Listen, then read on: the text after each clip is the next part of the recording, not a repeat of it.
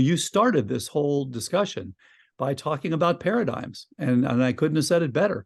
This is about paradigms. How do you look at health? How do you look at medicine? And I came from the old-fashioned paradigm and was trained in the old-fashioned paradigm. What's the drug we're going to get that's going to get rid of Alzheimer's? Like, that's a tall order, man. What do we start thinking? But now when you look under the hood and you start looking what's everything, how is it connected? I think of this, as the medical internet. So, back in the 1960s, DARPA said, hey, we can all connect up our computers. We can communicate. So communication, information, recreation, commercialization. This has all happened through the birth of the internet going way back to the 1960s. Well, now what's happened is we're seeing the medical internet, which is that the many, many nodes of interaction between your gut and your brain and your pancreas and your liver and your bones. All these things are connected with this amazing, beautiful physiological internet, and that now they're all connected. And so what we're saying is, what's happening with these connections? Why? You have to ask why. In the medicine I learned in the 20th century, it was about what it is. We learned to make a diagnosis. It's measles, it's a broken leg, whatever, and then we try to fix it. The 21st century medicine is about why, not what. Why is it?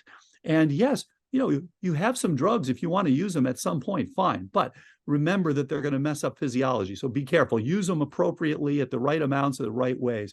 But the bottom line is you want to know why. I know it's been so surprising to me.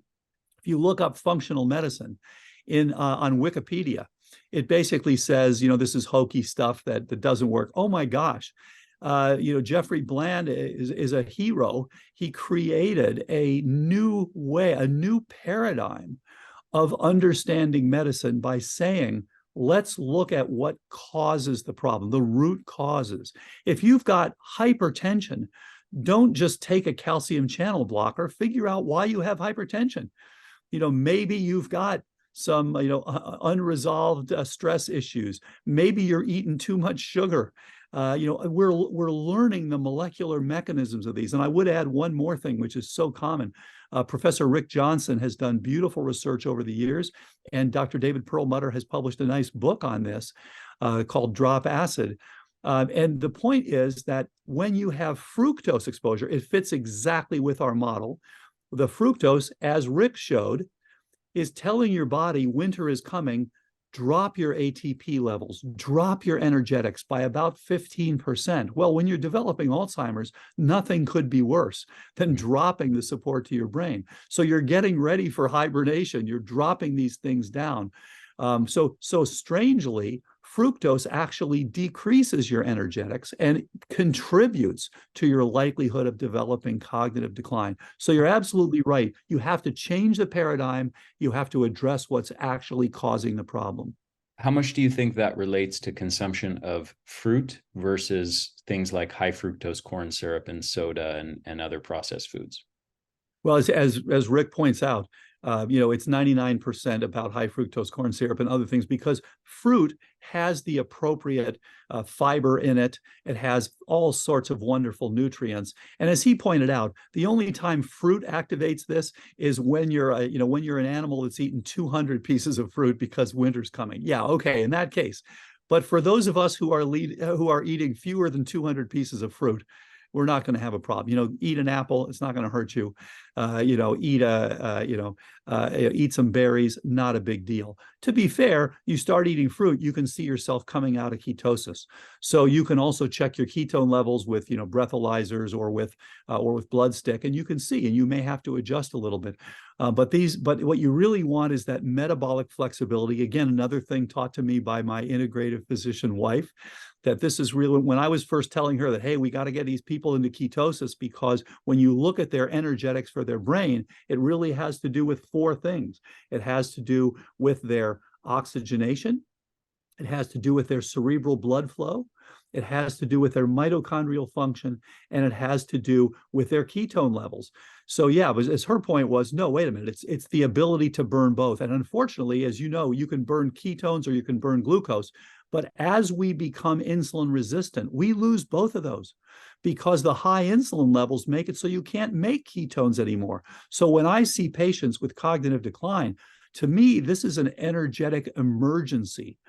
So I get them going initially on just exogenous ketones, just at least give them back part. Then we make them insulin sensitive, and then we make them so that they've got wonderful metabolic flexibility and they do very well.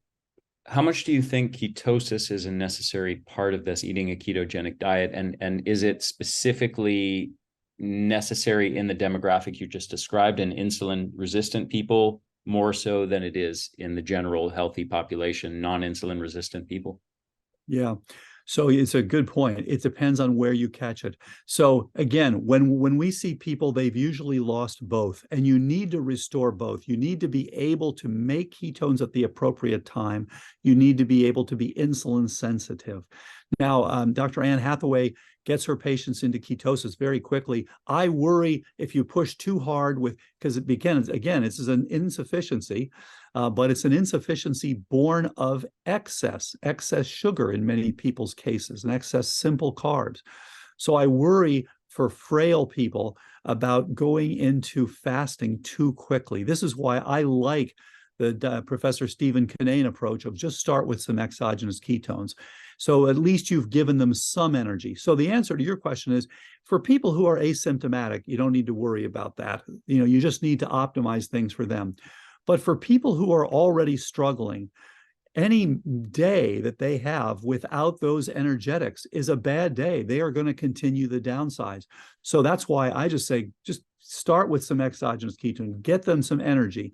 Then it takes a few weeks, as you know, to get into. And by the way, exercise is an important part of this, getting those energetics back, becoming insulin sensitive again. Then you can ease them into endogenous ketosis. And so as long as you're flexible, you're in great shape. But again, when you're having trouble, you've typically lost both of those avenues.